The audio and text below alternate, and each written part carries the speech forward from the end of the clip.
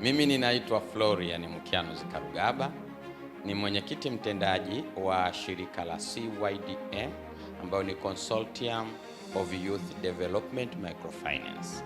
Tumeungana Microfinance Tanzania kuhakikisha kwamba tunaifundisha jamii iwe na kizazi au wajasiriamali ambao wakikopa fedha zinakuwa za manufaa kwao.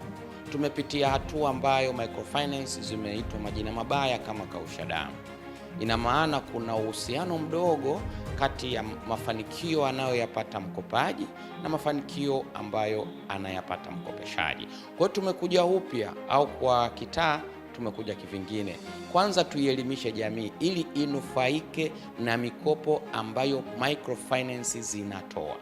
Lakini cha pili, serikali imetoa 10% ya mapato ya halmashauri kwa msisitizo sana kwamba wafikie wananchi.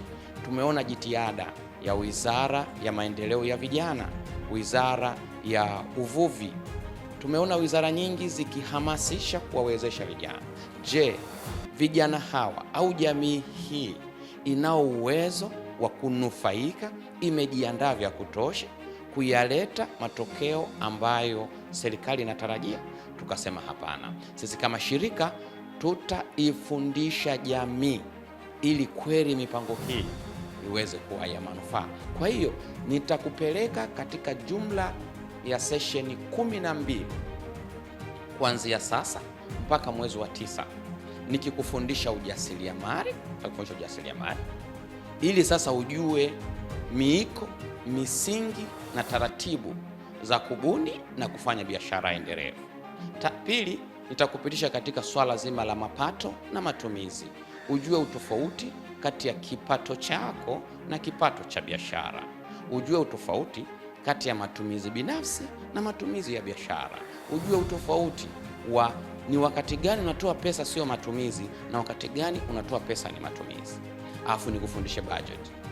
Baada ya hapo utaanza kuchangamka kidogo na kujua kwamba wewe una uwezo wa kufanya biashara na unaweza ukafanikiwa.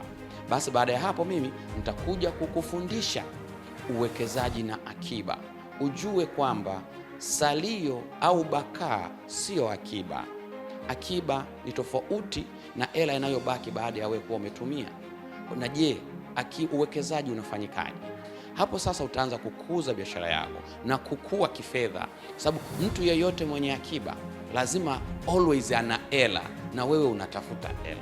Ila mtu mwenyewe mwenye bakaa ambayo sio akiba, bakaa huwa hakaagi na hela kwa sababu inabaki inasubiri chochote kitokee.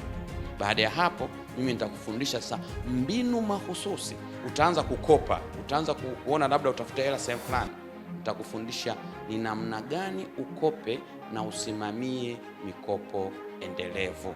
Katika stage hiyo sasa nitakuleta kwenye hitimisho la kuangalia vipi sasa tunaanza upya tena kwenye ujasiriamali kwa kukutengenezea mchanganuo wa biashara ili sasa ujipange kufanikiwa. Kwa mantiki hiyo ni lazima sana utakwenda kufanikiwa. Basi karibu, leo tunaingia session ya pili ambayo tutakufundisha ujasiriamali.